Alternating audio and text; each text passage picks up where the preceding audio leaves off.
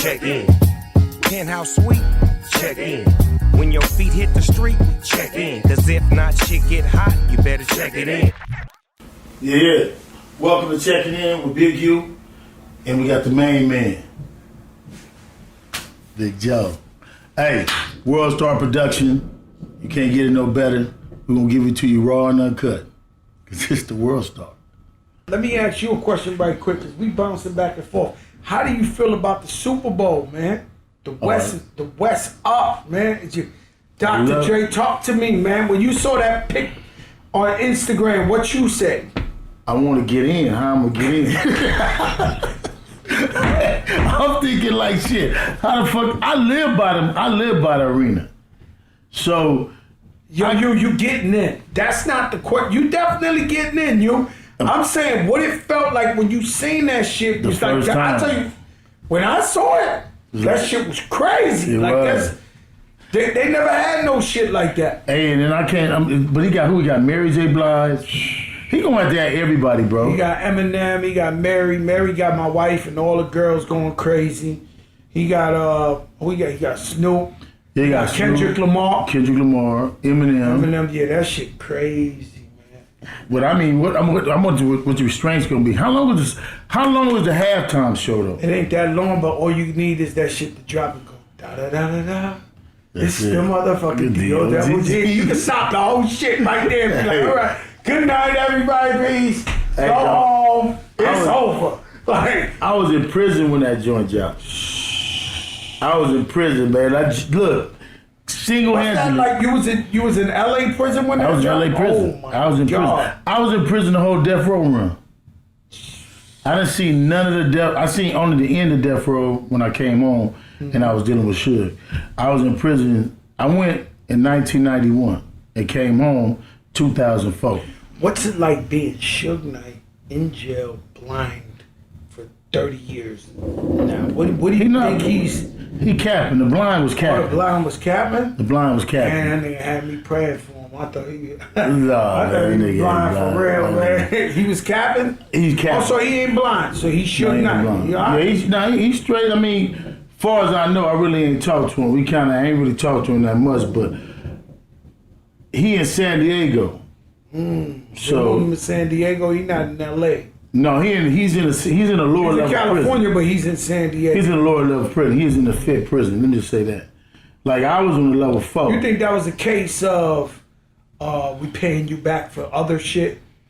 Yeah, cause see, from my understanding, so OJ never stole. He had like shit. 60. They gave OJ that time for the shit he ain't catch the first time. Yeah. You know they do overs. That's what it is. You know you get away. Let you fucking get caught crossing the light, your ass getting 50 years. That's California.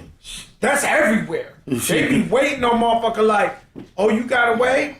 Okay, yeah. Like, let me find out you crossed the street in the wrong time. We giving you 50 years. That was so you think Suge caught a little bit of that, right? No, he did. He had like 5 cases. See, yeah, that's what he had. 5 different cases. To my understanding, it's he was arguing with the other dude. Right? Mm-hmm. And the dude wasn't no punk either, the dude he was arguing with. Bone. Right? Bone. I met him a couple of times. So he runs up. It wasn't like he shot somebody or killed somebody. No. He could have got less than 30-something years. But let me tell you how the scenario went. So you catch it. So Terry Carter called Suge to come up there. Now what people didn't know is Suge was getting paid from the production company that was doing the movie, that was doing Straight Outta Compton. He was legally getting a check. So he got a call from Terry Carter to come up there to talk. When he get there, him and Bone had already been having words. My understanding, Bone thought he was coming up there to press. So when he get there, Bone being the nigga he is, Bone get off on him. They having words. So Suge sitting in the car. Suge sitting in the truck. The truck is about 6 feet in the air, and Bone, from my understanding, Bone get off on him, and Suge think Bone got a blower, so Suge pull off. When the process of pulling off, he runs over Terry Carr. Terry Carr is his homeboy. That's the guy, his homeboy, who called him to come up there. So Suge pass kind of hit him, because once they determined that it wasn't like he came up there and they was enemies and he hit him.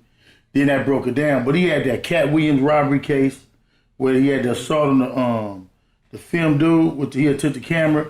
He had a couple more assault cases. So basically, he just ran all that shit like because it's hard, right? So being you, we talking the realest shit. Fuck it.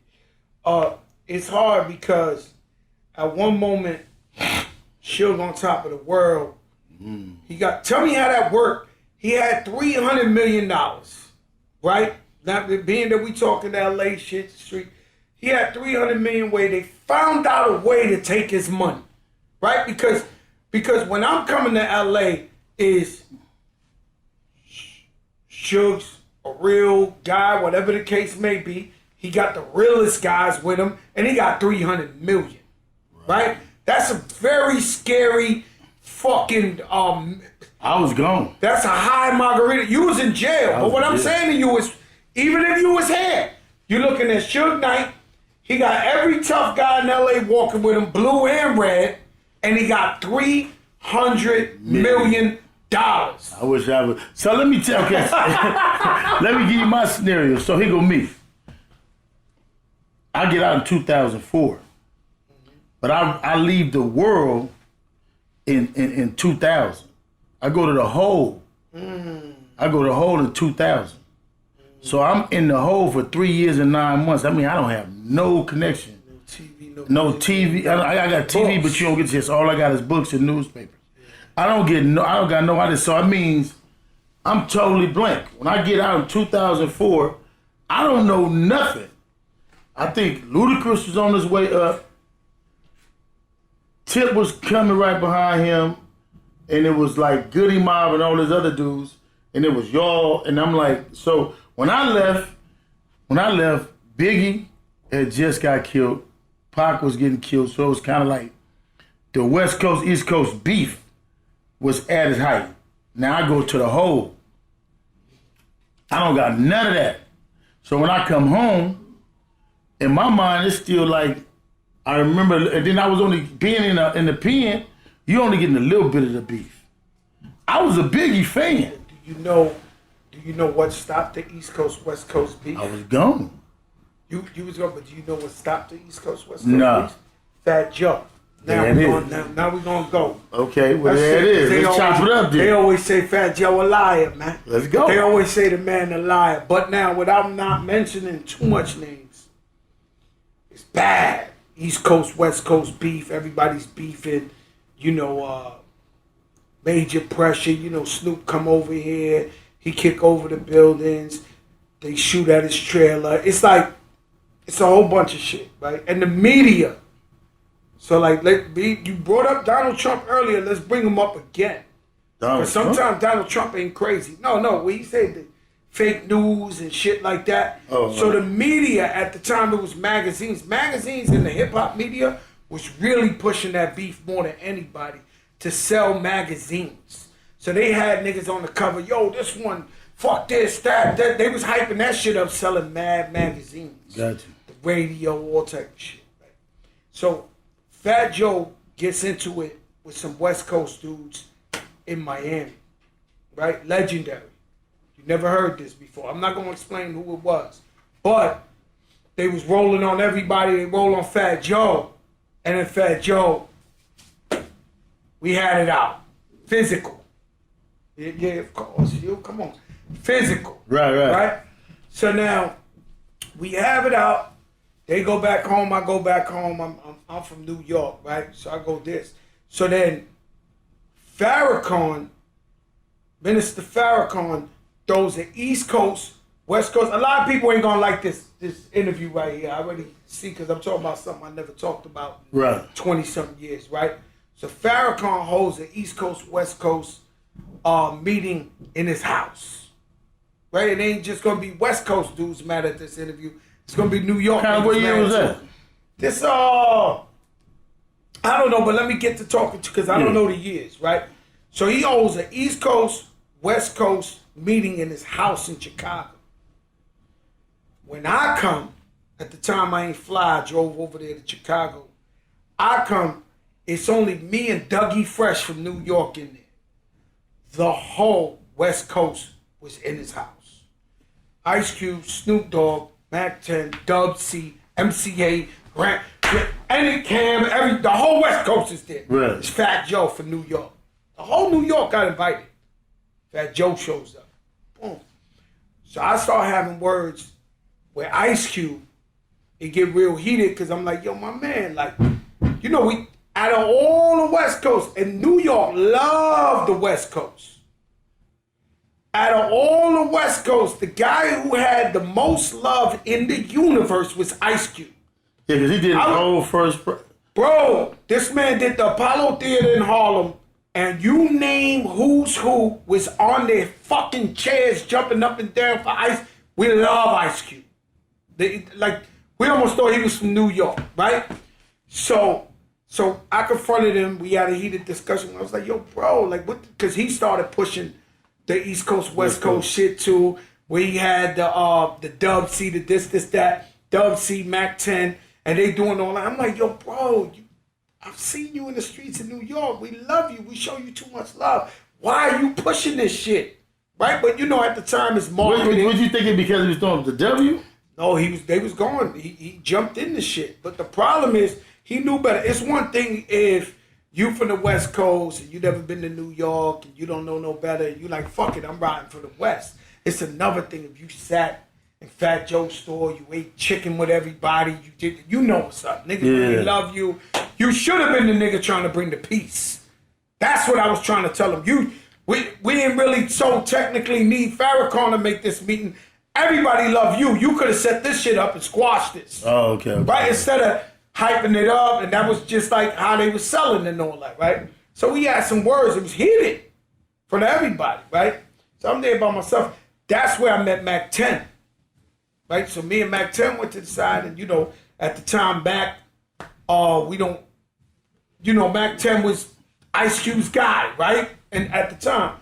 So me and Mack 10 hit it off. He was like, yo, man, I fuck with you, Fat Joe, everything I hear about you, this and that, this and this and that, you know. And I'm like, yo, I fuck with all of y'all too. Like, you know what I'm saying?